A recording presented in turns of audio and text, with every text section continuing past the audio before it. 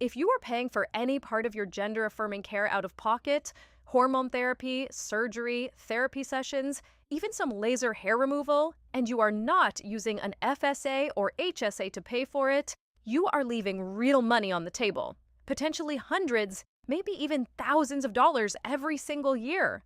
And here's the thing. This is not some complicated tax loophole. It is a legal, IRS-approved way to pay for medical expenses with pre-tax dollars. It's available to millions of people, and almost no one in our community talks about it.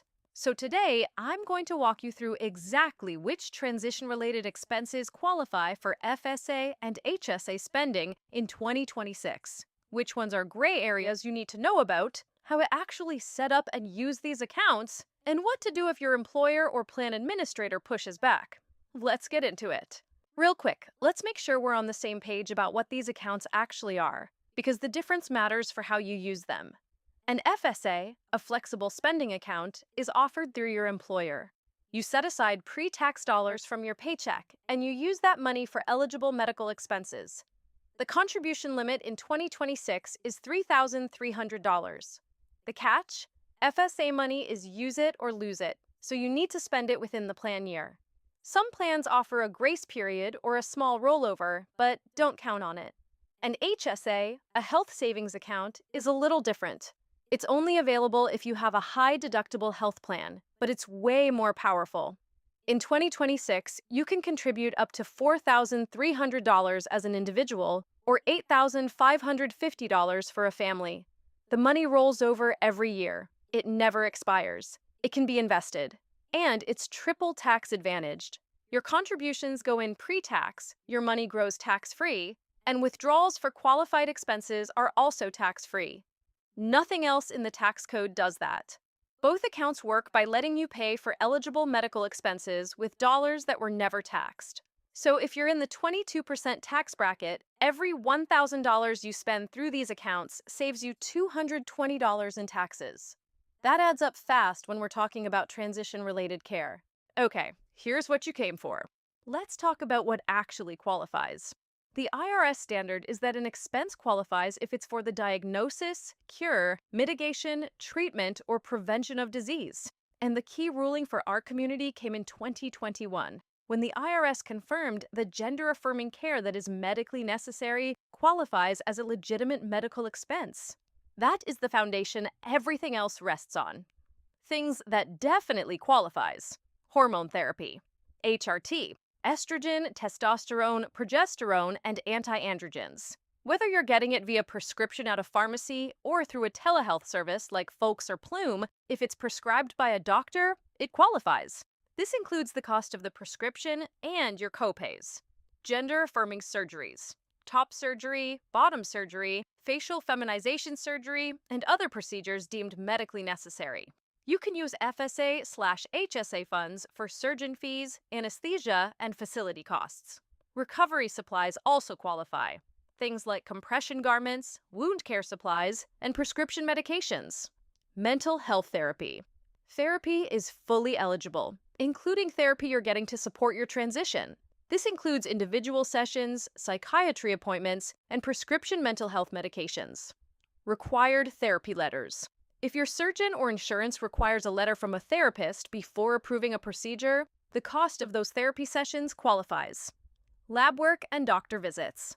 All the blood work, endocrinology appointments, and follow-up visits related to your care. These are standard medical expenses and fully eligible. Voice therapy. Sessions with a speech-language pathologist for voice feminization or masculinization qualify because they are provided by a licensed medical professional. Prescription medications related to your transition, including any medications prescribed to manage transition-related conditions.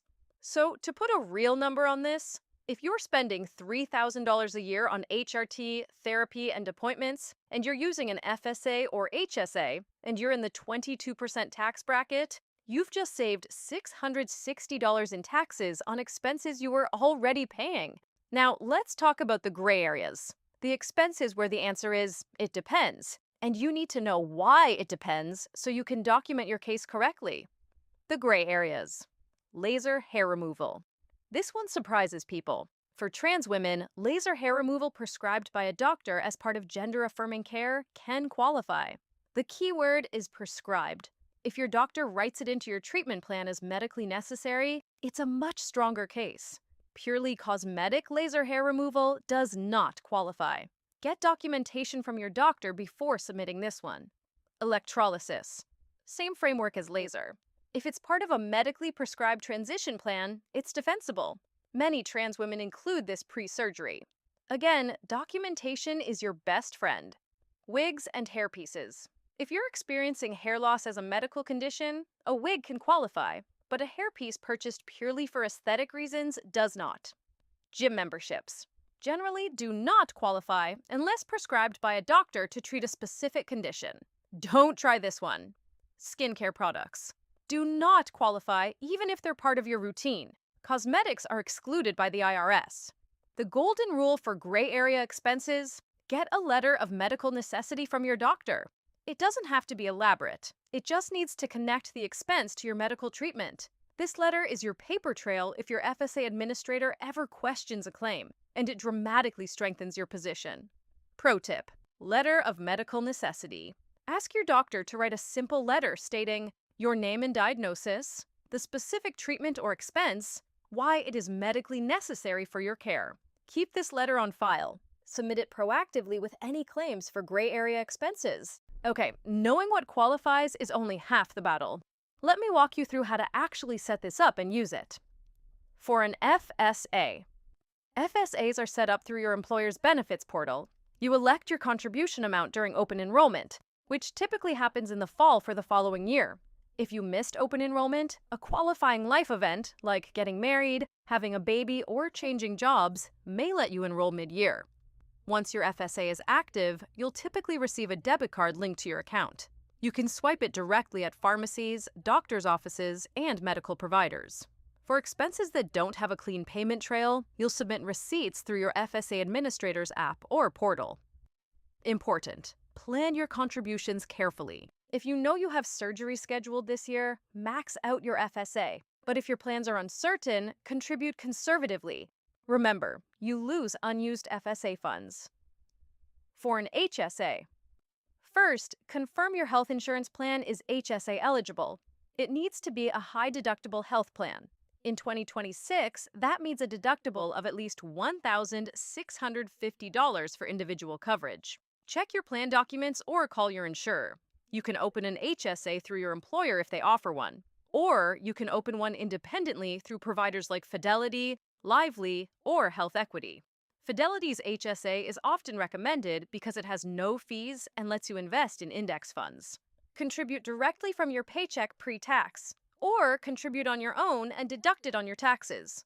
Either way works. Here's the power move. Pay your medical expenses out of pocket today. Keep your receipts and let your HSA grow invested. Years from now, you can reimburse yourself tax-free.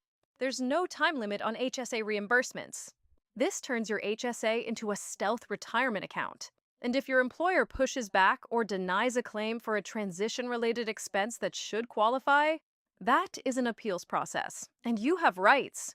File a formal appeal, attach your letter of medical necessity, and cite the IRS guidance that gender-affirming care qualifies as a medical expense. You are entitled to a written explanation of any denial, and you can escalate to your state insurance commissioner if needed. All right, let's bring it all together. Here is your cheat sheet. Definitely qualifies. Hormone therapy, HRT, prescriptions, and copays. Gender-affirming surgery, fees, anesthesia, recovery supplies, therapy and psychiatry. Required therapy letters, lab work and medical appointments, voice therapy with a licensed SLP. Gray area, aka get a letter from your doctor. Laser hair removal, if medically prescribed. Electrolysis, if part of treatment plan. Does not qualify. Cosmetics and skincare. Gym memberships without medical prescription. Clothing and personal items. Your power move. Max your HSA. Invest it. Reimburse yourself later. Triple tax-free. If this video helped you, the best thing you can do is share it with someone in the community who's navigating transition costs right now. This information should not be as hard to find as it is. And if you want to go deeper on reducing your healthcare costs as an LGBTQ+ person, I have a full video on how to appeal an insurance denial for gender-affirming care. I'll link it right here. Knowing your rights with insurance is just as important as knowing your tax benefits. Subscribe if you haven't already. I'm here every week making money finally make sense for our lives. I'll see you in the next one.